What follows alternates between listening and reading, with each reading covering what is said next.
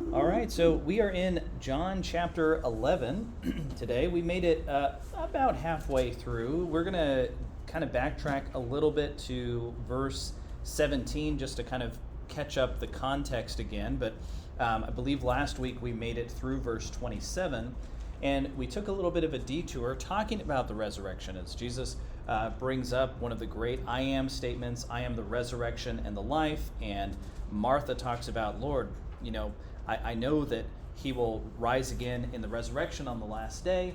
We kind of went and looked at a couple of verses of the last day, particularly Revelation, had some great discussions there. Maybe more questions than answers, but we at least had some good discussion there.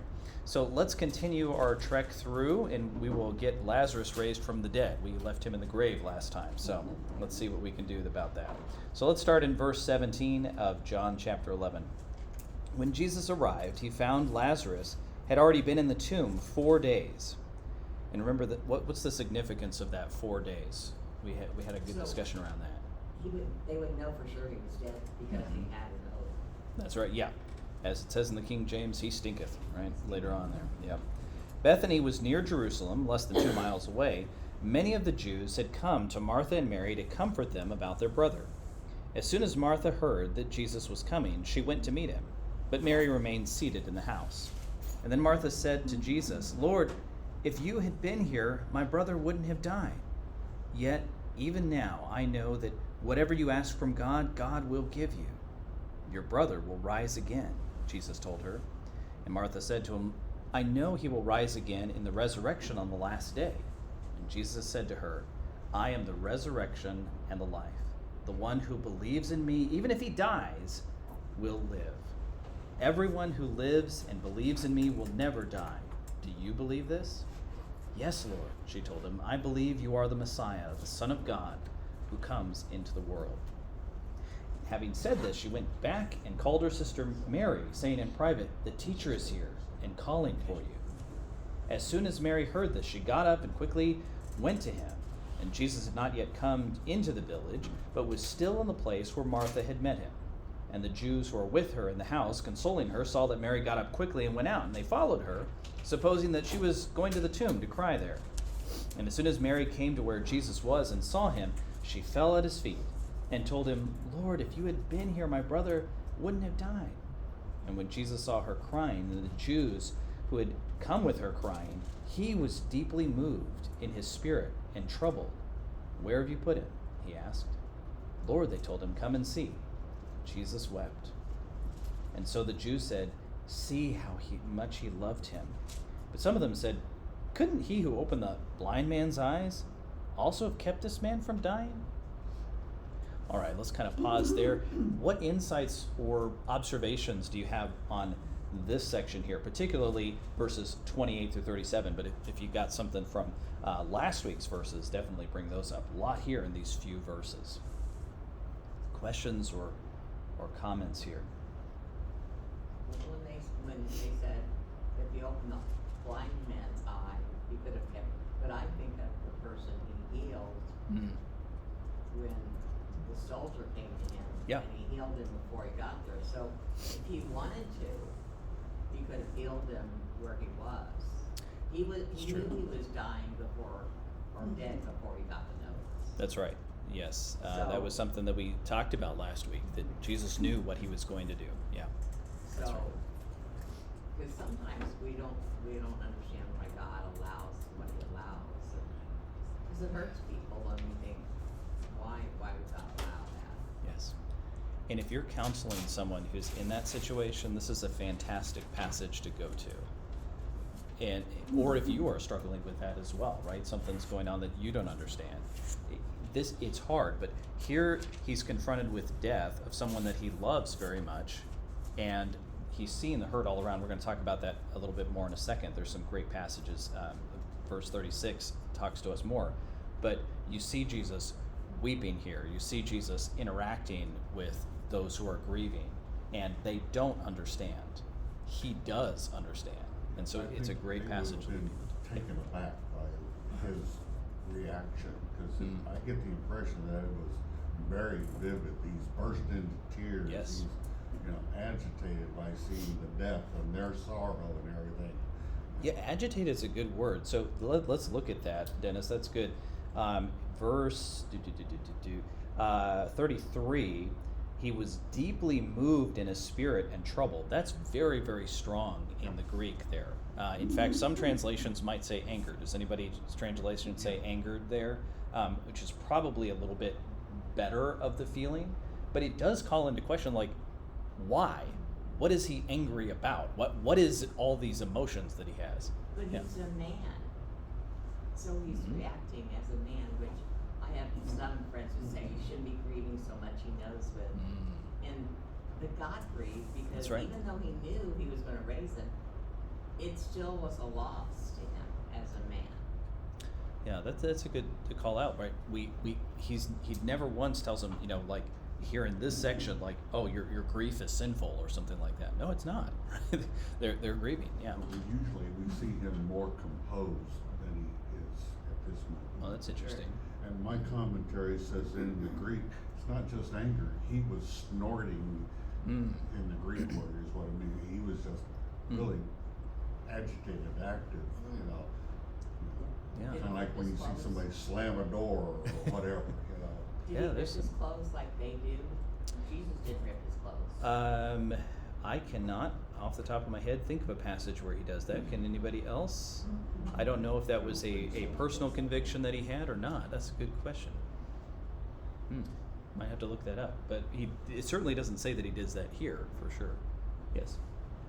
Do we have any idea why Mary was normally the one who was closer in to him, Mm-hmm. and yet she doubted? Yeah, that's a good question. What do you all think about that? Let's discuss that here, because you remember the previous story where Mary is there sitting at his feet listening to Jesus' teaching, and Martha's the one fretting. But here, Martha comes to him first, and then Mary, and she seems to be really struggling with this. So what are your She's thoughts on upset. that? She is upset. She's upset because he didn't come when he should have come Yeah. to inform her. That's how I feel. Mm-hmm. Mm-hmm. And so he But wish he Mary didn't had- come. Mary had to be the one who was the family, the sister, who stayed at the home, where Martha had the ability to go ahead and meet Jesus ahead of time, greet him, I think that played into it, the traditional fundamental aspect of how this is normally conducted. Yes, there's an interesting verse that's related to that, verse 20. Martha heard that Jesus was coming, so she went to meet him. Mary remained seated in the house. That verse, as I was reading some commentaries last week and this week, really is culturally like what they would do. So she's playing the host right here. She's playing the one who is mourning, and I don't mean playing in a negative way, like she's putting on a show. That's just normal. It is kind of interesting though that John uses that word, because they're instead of seated at Jesus's feet, now she's seated in the house, mourning there. But then look at her actions then when she comes to Jesus. What does she do? This is in verses 29 and following.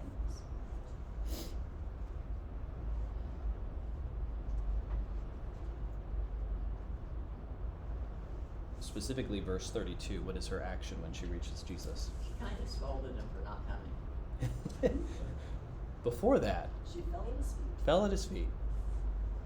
So she still does have that posture. And I think this is the posture that I remind people about with the Psalms sometimes too. Sometimes people feel afraid to show their emotions before our Lord. And I'm like, read the Psalms. They're very honest about their feelings and just crying out to the Lord, but the posture is still falling at his feet. I'm torn up inside. I'm grieving. I feel like I'm in the ocean with seaweed wrapped around my head, is what one of the psalmists says. And I'm down in the utter depths, but yet there's this posture of like, but you're still my Lord. I'm leaning into you, even if I don't understand. There's that. And so, yes, she's saying these words, but she also is in that posture of complete dependence on him. And I think God already knows what we think. Not saying it doesn't prevent him from knowing, it just makes us not be True. honest with him. Yeah. Because he knows how we feel. Yeah. He does. We talked a little bit about Jesus's grief and his anger, and I want to kind of drill into that a little bit more, because we talked about the fact that he knows what he's going to do, but he's also seen the grief of everyone around him. And so what is it, let's see if we can figure out specifically, or at least speculate a little bit, what is it that he's angry about? What might these emotions be? Well, if he knows some of them, no matter what he knows, they're not gonna believe.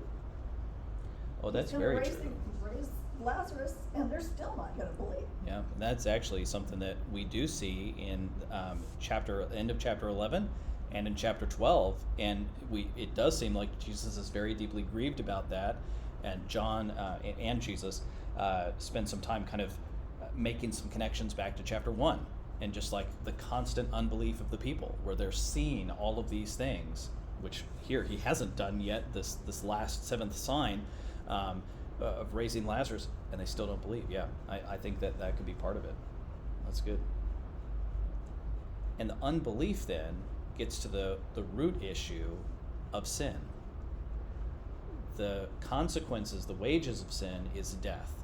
And here we're experiencing this death, and the result of death, the grief that everyone is experiencing, the separation from this loved one, and he knows, good point, the unbelief that many of them are having, and he knows this is also a foreshadow of what he's soon going to be going through, all of that death, and this is the before, and all of those emotions he's experiencing.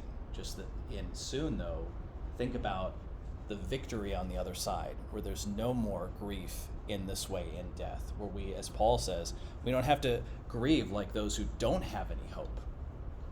Right? We have hope. We can comfort each other with these words, as we looked at in Thessalonians last time. Okay. Any other insights from verses 28 through 37? Anything else that you wanted, or any questions that you want to discuss here?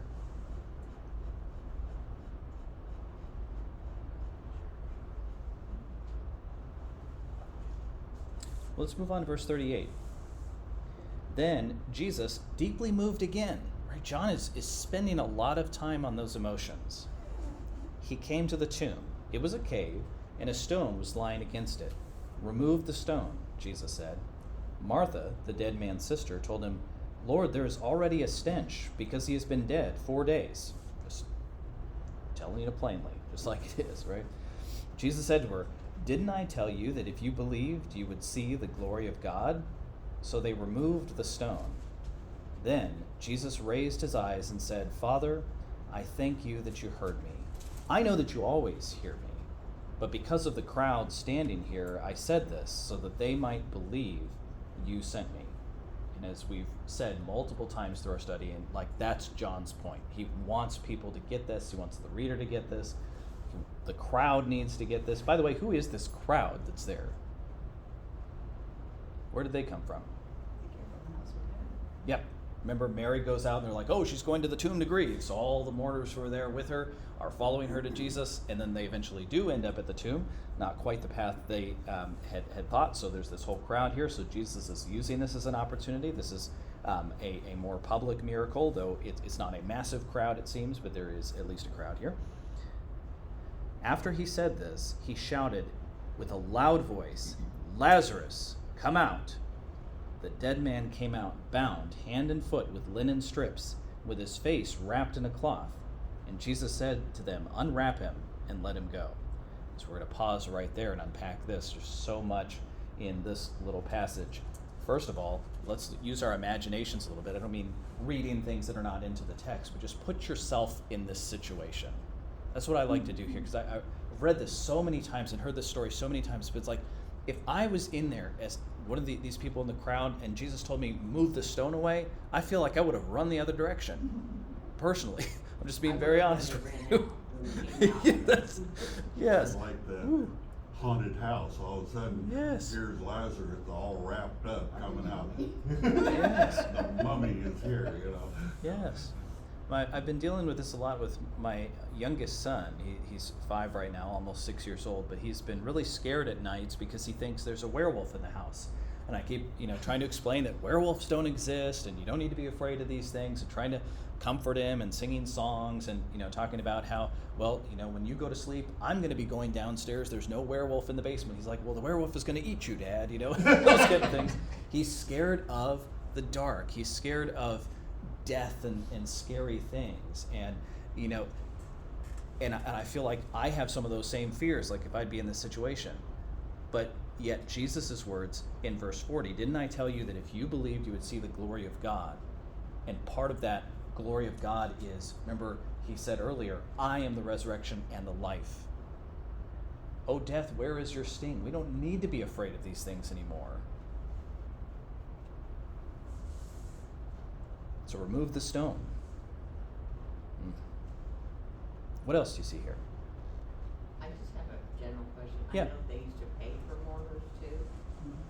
I've heard that. I didn't do any research on that this Oh, week, but because I'm assuming a lot of those people were friends because he was so well known. So I just thought it was odd that, they paid for mourners. I think it is interesting that Jesus doesn't send them away, because there in previous resurrections there were mourners there that he did send out, but this time he doesn't. It seems like, and from one of the commentaries I did read, it did seem like there were a lot of family that was there. That's a little bit of speculation, but But since when Jesus went through the first time, he was welcomed in their home, so Yep. this must be a home that welcomes strangers as they pass through. yeah, and we're actually going to see him with them again in the next chapter too, which is really cool. Yep. Yeah, and the culture's completely different, right? I feel like, and maybe this is different where you are, but I feel like in a lot of American culture, it's kind of like we don't host like some of them in the Middle East. They're constantly welcoming in strangers.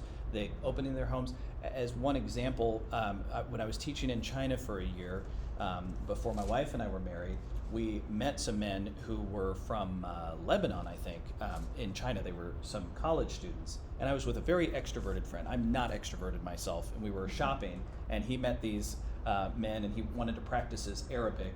And so he started speaking to them, and I was like, I don't know what you're talking about. Well, then they started speaking English to us, and I was like, okay. And they started inviting us to their home, and I'm like, these are complete strangers. Why are you inviting us to your home? And I was like, well, we're busy, right? And my friend was like, sure, we'll go to your house. And I was like, no. But it was one of the most amazing experiences that I ever had, where these complete strangers welcomed us to their home, and they had us sit, like, as we're going to see later at the Last Supper, we were reclining on pillows, just like they would have done. And they made sure that we were all, propped up on these pillows, and they had this giant bowl of rice and chicken and stuff all in the middle, and we're all lounging around there. We all ate with our hands, with our right hand, and they taught, and, it was just a very interesting moment. Then they're like, you want to smoke some hookah? And I was like, all right, now I'm done. But I was like, complete strangers, It's amazing. So yes, it's definitely going to be that kind of thing where they're welcoming these people, very hospitable, and now the mourners probably also taking care of them and that kind of thing. Yeah. But what else do you see here in these verses?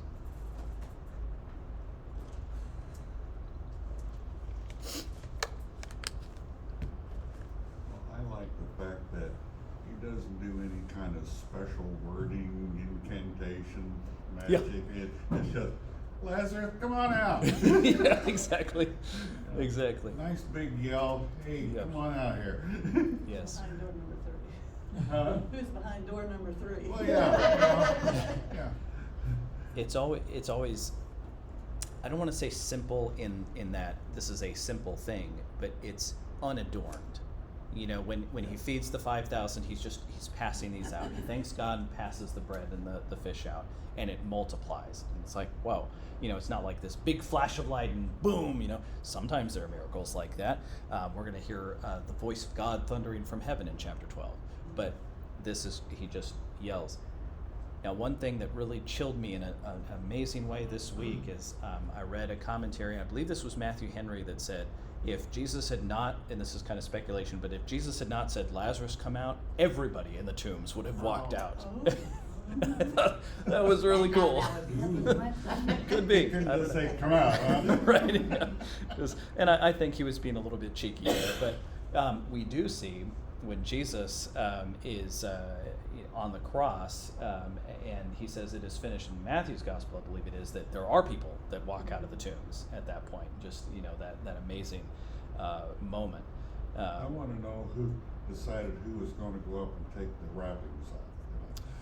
Yeah, very people who believe, I think. I would say, Yeah, I guess so, but I feel like I would not have been able to do that, but at the moment, but if you believe in the glory of God, and if you're seeing this right there, and He's empowering you, I think that's the only way they you do didn't that. wanna open the tomb because of the smell. Now he's asking them to take the wrappings off. Yeah, take the wrappings off. He It- doesn't say his disciples, but I can see some of his disciples stepping up and doing Yeah, it. probably Peter, right? Yeah. All right, let's do it. I can So- see Martha do Hands that. outreached like this. Yeah, exactly. But do we assume that he doesn't smell now? That's a good point. Yeah, I think you would have to assume yes, because in order for him to be alive at this point, then all of that would be reversed, right? All of that decay would be reversed. How does that work? I don't know. But I mean, think of Ezekiel, right? Valley of dry bones, and suddenly, boom, all these bones come together, and we're maybe picturing like a mass grave or something like that, so the bones may be disorganized. All the bones come together, all of the flesh and the sinews and the muscles and stuff come on them. And Ezekiel's response when God says, "Hey, can these dry bones walk again?" He's like, "Lord, you know." I don't know. So he knows. Stench, probably not. That whole process gets reversed, and here's this whole man that's walking out. I think it's a little bit of a minor miracle as well, him even being able to walk at that point and coming out with how much they would have wrapped him, and I don't remember exactly, but all the pounds of spices that they had likely put on there as well. I believe I read somewhere was almost acting as like a super glue, and he's, so it may have been an extensive process of unwrapping, who knows. But here he is, walking out of that tomb. If there was more than one body in there, then there'd be more than one stench. That's a good point, unless they hadn't had deaths in a while, and so maybe it's past that point potentially. But yeah, often they were like families buried together in there. Yeah, good point. I would have rolled the stone back real quick. Yeah. Quick. Enough of that. No more. And here's the glory of God. Here is the resurrection. Jesus' words are never empty. Never empty. We've seen time and time again where he preaches something and then has a miracle that's related to that. Not every single time in John, or he does a miracle and then does some teaching after that. Here, it's very much back to back. Verse 25, I am the resurrection and the life. Here is the proof. Believe. Do you believe this? Those are Jesus' words, but that John put this here so that you will. Do you believe this? That as you have loved ones that are dying, that are believers, that he will say, so and so come out. That you will as well, regardless of the manner. It doesn't matter if, we had talked about cremation before, the ins and outs of that. Again, he is the author of life. Do you know what author means? Authority. Remember how we even talked about how Jesus has the authority to lay down his life and take it back up again? That was a couple of chapters earlier, I think. He has the authority over life. Doesn't matter the situation or whatever. If you believe in Christ, this is a picture of what is going to happen to us someday. And his body is made new again. This is not the glorified body that we're going to have. Sadly, Lazarus has to die again at some point. But then, well, if Jesus could do it the first time, he can do it again. Do it again. Anything else from these verses? I think Lazarus was probably happy to be alive, but then after a while, he thought about if he had pain when he died, Mm-hmm. he wouldn't have been looking. I'm not afraid of death. I'm afraid of the pain Yeah. I will have getting there. Yeah. Yeah, and that's, I think, a tough one. And I think it's one of those things where, you know, like my mom talks about this a lot. She has stage 4 cancer, and, you know, as we're just going through that journey with her, and she, at one point when she got the diagnosis, she said that she felt very scared, very bitter, and depressed. And it was kind of this journey that she was on. And in my mind, I imagine her like Mary and Martha. I don't understand any of this. But what God has been able to do through her is build up this ministry where she's been able to be on radio broadcasts through KU to talk about her journey. She's been able to write a book and give it to countless women who are going through breast cancer, and you know, share the gospel very clearly in that. Constantly ministering to people through this. You know, as John Piper, I think, even wrote a book about, you know, don't waste your life, don't waste your cancer, you know, those kind of things, whatever it is. And so, you know, as Lazarus, I don't know what it was like for him, you know, when he was dead and now he's coming back. I'd be like, oh man, I don't want to be back here. But he's like, well, I get a second chance at life again. Don't waste this new life that I have. There's the pain of death. There's the suffering again that awaits me, but I'm not going to waste it. What do I have now that I can be Ultimately, doing? he's gonna die again. Yeah, that's right.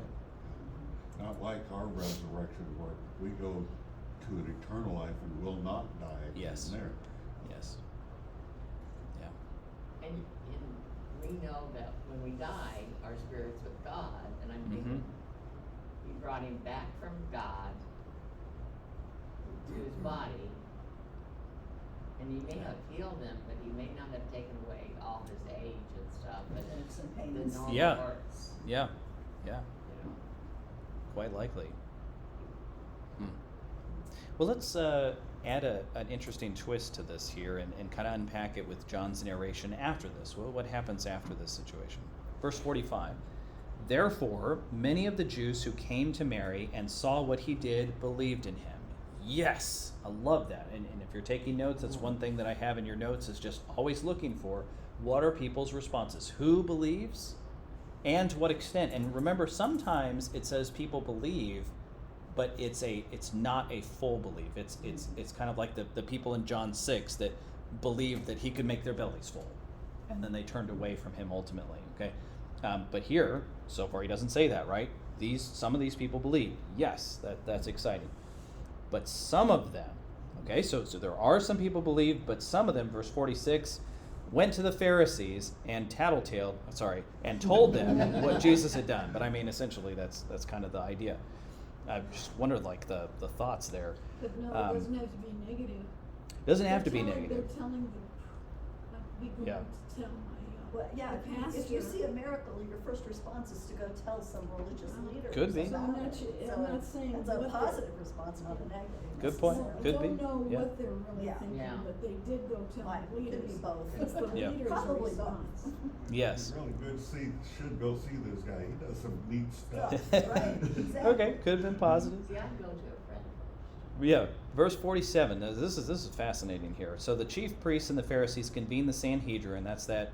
We'll just call it their version of the Supreme Court, and we're saying, what are we going to do since this man is doing many signs, which this is now 7 signs that we've seen. If we let him go on like this, everyone will believe in him. Yay! That's the point, right?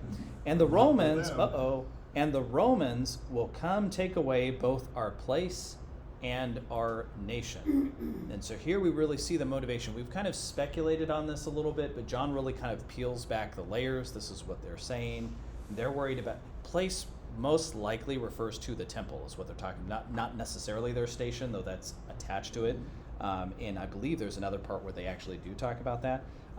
But our nation. So that they're worried that what Jesus is doing is merely about power, right? It's going to take away their power and their position.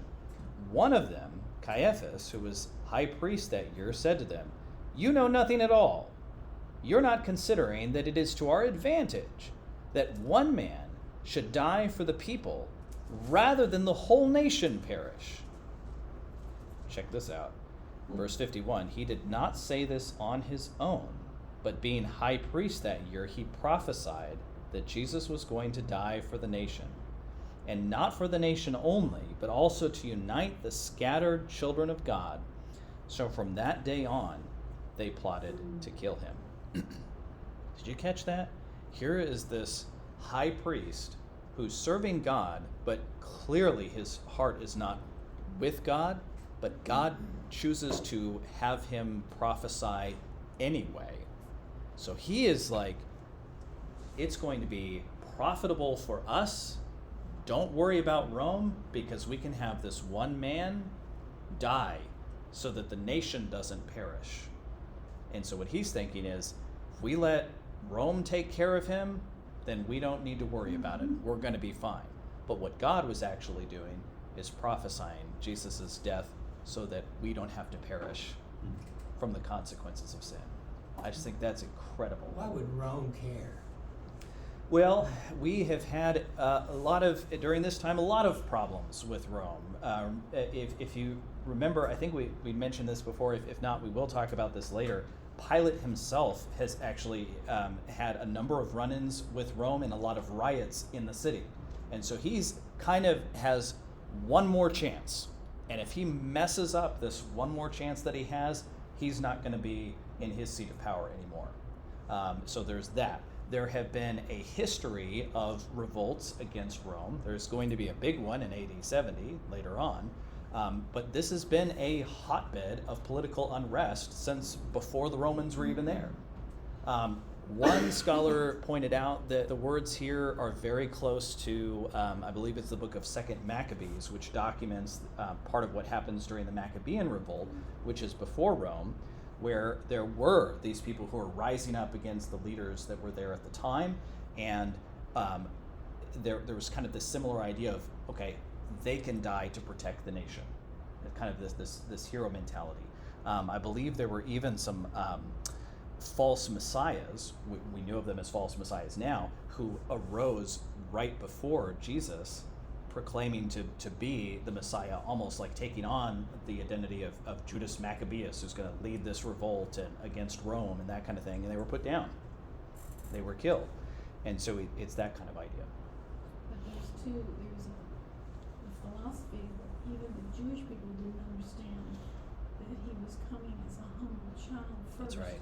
They really believed that he would take over and conquer.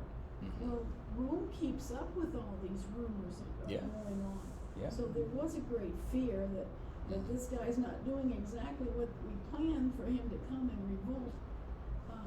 We don't want Rome coming in and wiping us out. Yeah. These rumors that Rome's government, that'd be just like the United States trying to keep up with rumors and stuff. That's right. Yeah. Didn't at that time, the Jewish people couldn't put someone to death Mm-hmm. of Yep. what Jesus has done, so they had to have the Romans put him to death. Yes. So they could be blamed. Legally, they were not allowed to put someone to death without Rome's permission. I believe they were able to have Rome's permission. Their method of capital punishment was stoning. Now, in the law, they were able to, but with Roman occupation, they were not allowed to, which we've called into question multiple times that they did try to stone Jesus. I think 2 times in John, anyway, and there were a couple of times where they tried to seize him and couldn't. Likely they were going to stone him as well, which is really ironic because that would be them breaking the law right there, but they didn't care. And then we're going to see later in John that they, like the whole trial around Jesus and everything, they break their own law and Roman law multiple times throughout that process. But yes, they're going to try to get Rome involved. We're going to see here in a little bit, if we have time to get to it, this is in chapter 12, Jesus predicts his death, and he doesn't predict it as stoning. So he knows that the Romans are going to put him to death, which is really cool. And Pilate, he didn't really see anything at fault. That's right. He didn't want to lose his job. That's right. It was completely political for him. Yep. And this is when it's at the right time Jesus came. Perfect political situation. In the grand scheme of things, Jesus is a small local leader that, probably way up in Rome, they didn't know anything about.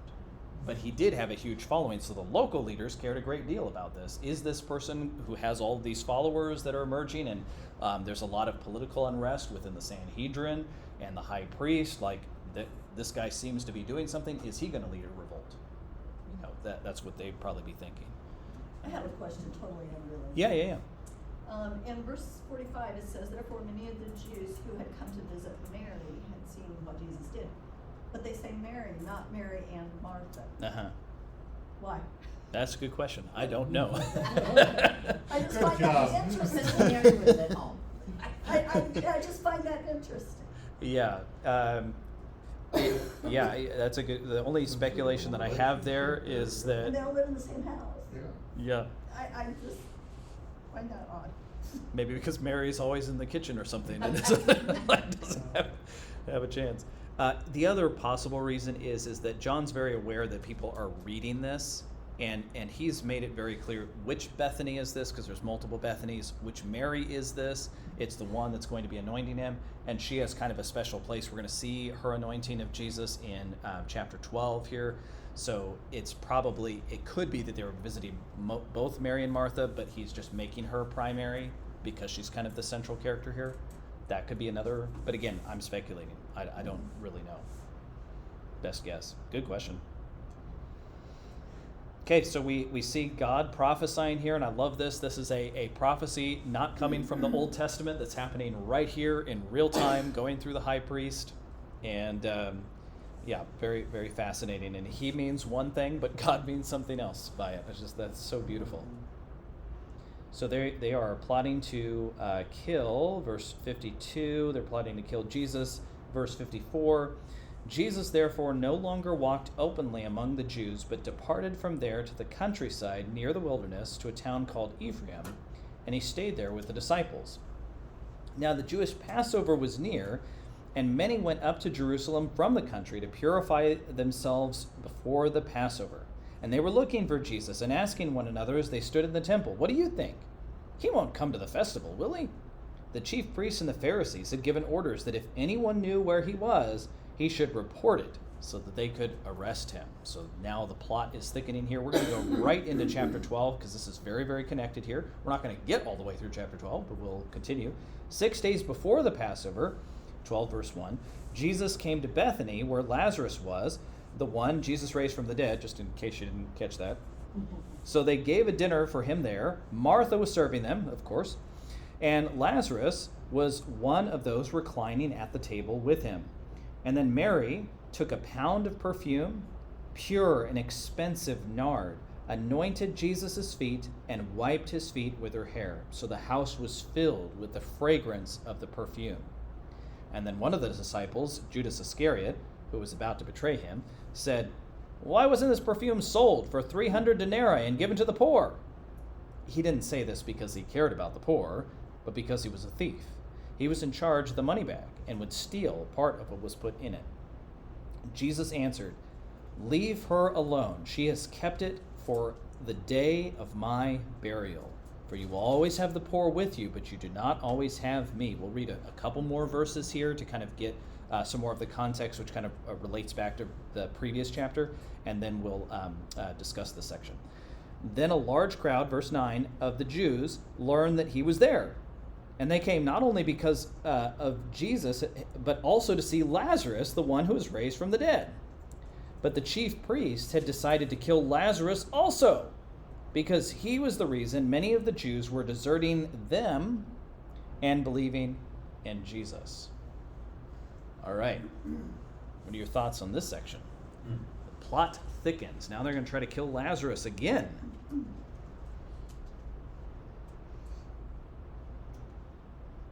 Well, I'm just glad that the story of Lazarus didn't end with just him coming out of the tomb. Yeah. It continues on here. He's Yeah. having a meal. Mhm. He's threatened. You know, he's part of what's going on still. Yeah. Well, that's good.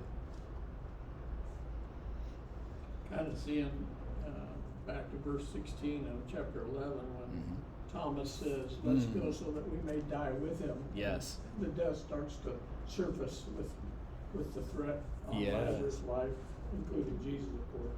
Yes. Yeah, that's such an interesting statement because, you know, what they get is they get to live with Jesus and see him bringing this dead man back to life. Whoa. But then now we have that threat of death returning here. Yeah, good observation. It's like they're not above doing anything because they don't want to lose their power. Yes. Yes. This is about followers, this is about power, this is about situation with Rome, very clearly. What is the difference between what it says the Jews were going over to and putting their faith in him? Mm-hmm. What is it that the Pharisees were teaching that would change their faith? They still teach God Yeah. and the Ten Commandments. And for them, it had been so much about adding stuff that they had lost that. And that's more clear, I think, in Matthew, because Jesus spent like quite a bit of time preaching against them. And he goes in, and he's like, you know, you've added so much to the law. I'm just like summarizing that his teaching there. And so it wasn't any longer about God, the one who gave the law, but it was about following all the minutiae. It was about the works. And we can kind of see this where, you know, Jesus purposely healed several people on the Sabbath in John. And, you know, one of the comments was, you know, this, like, he condemns the Pharisees. He's like, well, wouldn't you all, like, go get a sheep that was lost on the Sabbath or something like, I'm forgetting the specific words that he uses there, but he's calling out their hypocrisy there. He's like, you know, you don't care about God and God's teaching. It's been to you more now about being in the seat of power, looking good, and just trying to follow all the minutiae of the law. So what was also ironic is, you remember Jesus talking to Nicodemus, and one of the comments that he made to Nicodemus is, he's like, how do you not understand these things, and you're the teacher of Israel? You should be the teacher, knowing and teaching people about these things, but you somehow missed it. How are you going to understand these heavenly things if you can't even understand the earthly things that I'm teaching you? So clearly there's a big problem with their theology. They knew the basics. You know, when the wise men came, were like, hey, where's the Messiah to be born? And they're like, oh yeah, over there in Bethlehem. You know, how come nobody else went? Right? I guess technically that was the scribes that answered that question, but anyway, they're often lumped in with the Pharisees. They're working together. And it seemed like the Pharisees always picked on, like God made sure he did stuff on Sunday, at least most of where I read, because he was showing that, like you said, they didn't care about God, they cared about, you can't walk that far, that's, you know, it was wrong. They had so many little minutia things that they picked up for the Sabbath that you couldn't do. Yeah. That, now, the cooking, a lot of people do cook on Saturday, so they don't have to on Sunday. Some of us don't cook at all. But it just seemed that when he does the miracles, most of them have been done on Sunday. Or those are the ones that stick in my head. Yeah, you remember what he says about the Sabbath, that, you know, it was made for man, not man for the Sabbath. And the whole point of that was, you know, this is a day of rest for you, but also for you to draw your eyes heavenward towards God and worship God. And it's the same kind of thing that the people that came to Jesus and they wanted the bellies full and they didn't want Jesus. And it's kind of that same thing where it's like, here are these Pharisees that are coming to the law, and in it are the words of life, but yet they wanted to focus on doing these good works, not the one who was giving them the law. Or let's go further back to the example of Adam and Eve. God puts them in the garden and says, of these you can freely eat, don't eat from that tree there. And they're like, when Satan brings the opportunity and kind of discusses it with Eve, she kind of thinks, you know what, this looks good, I'm going to have my own substitute here, instead of thinking, you know what, hold on a minute, like God has provided everything else, and he's the one that I get I put my faith in him, and I get life from him, and I'm satisfied in him. Instead, I could take that into my own hands, couldn't I? It's the exact same thing with the Pharisees. They have the words of life and all these things that God has given them, and they're like, well, we can do it ourselves. Same kind of idea. When you think about a baby and you tell them no, that's what they want. Yeah. Yep, that's right. That's right. Just some details here, just to, in case you weren't aware, the 300 denarii that Judas says that this perfume is, that Mary is using, that's like an entire year's wages. So potentially that's her entire life savings that she's had, that she's spending on this thing. So this is an extravagant gift. Of course, Judas has different motives with it, but that helps us at least understand the costliness of this perfume. This is something that would have been imported from probably India, very far away, used in very special occasions, very little bit, but she's using it extravagantly, quite likely, so it's something that, it's an amazing gift here. But notice a couple of things. One, just as a side detail for those who might challenge you and say, well, this is just a made-up fairy tale or something like that. This is proclaiming to be an eyewitness account. And look at the detail here in verse 3. So the house was filled with the fragrance of the perfume. This is, John doesn't give details like that a lot. A lot of times it's, here's the facts. But here's this, like he's zooming in on this story and giving you a detail like I was there. As he says in 1 John, we're telling you things that we have seen and heard and our hands have handled, right?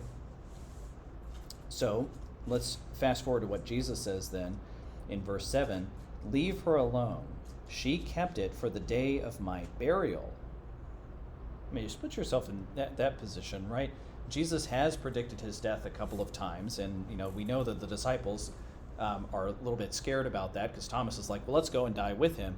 Now Jesus just comes out and says, leave her alone, she's kept it for the day of my burial. How would you respond in that situation? It's a little odd. Well, if it's the day of burial, but he's still walking around, Yeah. that would be confusing. It kind of brings the mood down a little bit, right? We're having this celebratory feast here, and she's doing this thing that's amazing, preparing for my burial. That's going to get a couple people thinking. Yeah, but take the next sentence. Mm-hmm. You will always have the poor with you, but you do not always have me. And that even pushes it further. But we have a problem here. Does this mean that we don't need to take care of the poor because we're always going to have poor people and God wants there to be poor people? Some people actually teach that, by the way. This is God sanctioning the fact that there are poor people. Believe it or not, people actually think that. Is that what this is saying here? What does he mean for you will always have the poor with you?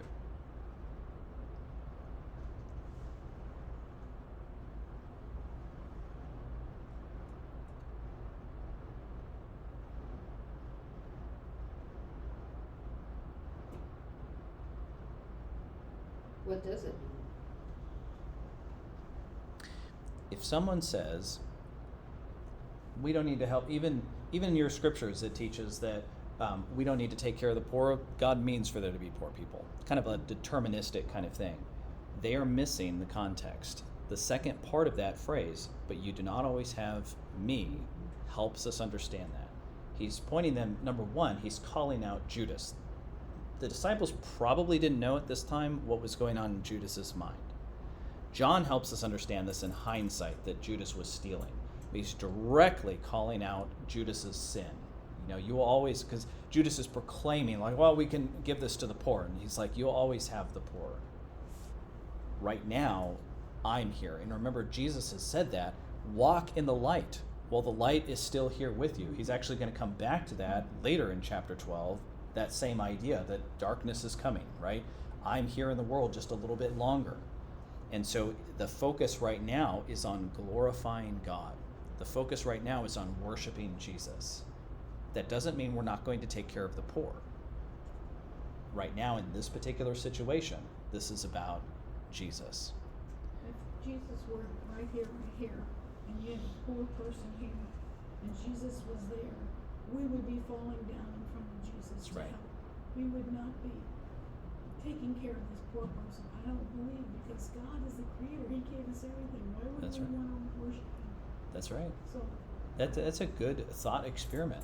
Because it's like, well, of course you would want to help him, but it's like, God is here in the room with you. I think it's going to be fine. Yeah. You remember one of the things he taught his disciples when he fed the 5,000? He's like, how many baskets full did y'all pick up? Well, Do you still not understand? I own the cattle on 1,000 hills. So can we equate that? Yeah, these people didn't get their SNAP benefits, we're always gonna have the poor. No, because that's missing that second part, right? He's talking here about right now, I'm here in the room with you. This is about worshiping me. It's not about the fact that you're always going to have poor, so ignore them. Okay. Okay? Because later, he does say, when you see someone who is hungry and naked and in prison and all of those things, and you do something to the least of these, you're doing it to me. Which is kind of an interesting addition to this, where it's like, one way we can worship Jesus is by taking care of the poor. Okay. Okay, so there's two sides of it. It's kind of a balance thing, right? He's saying, Judas is distracting from worship. It's like running into the middle of our worship service singing, why are you all singing to God right now? Go outside, there's poor people. And it's like, well, yes, we will take care of the poor people, and I hope we are taking care of the poor people. And we have a food pantry, right? We're doing those things. But right now, we're worshiping God. Okay. Both of those things are important. Right? We could even go to Mary and Martha, the first situation where Martha's doing the cooking. They needed to eat, right? But in that situation, they needed better to sit and listen at Jesus' feet. Then they would go and prepare the food and eat. But both of those. There's a time for everything under the sun. Good. Yeah, good quote. Very good. Well, we're out of time. We made it through verse 11 of chapter 12. So that's great. We've got the triumphal entry and a lot of fascinating teaching. We're going to see more belief and unbelief and some pretty incredible things around that. So let's go ahead and pray.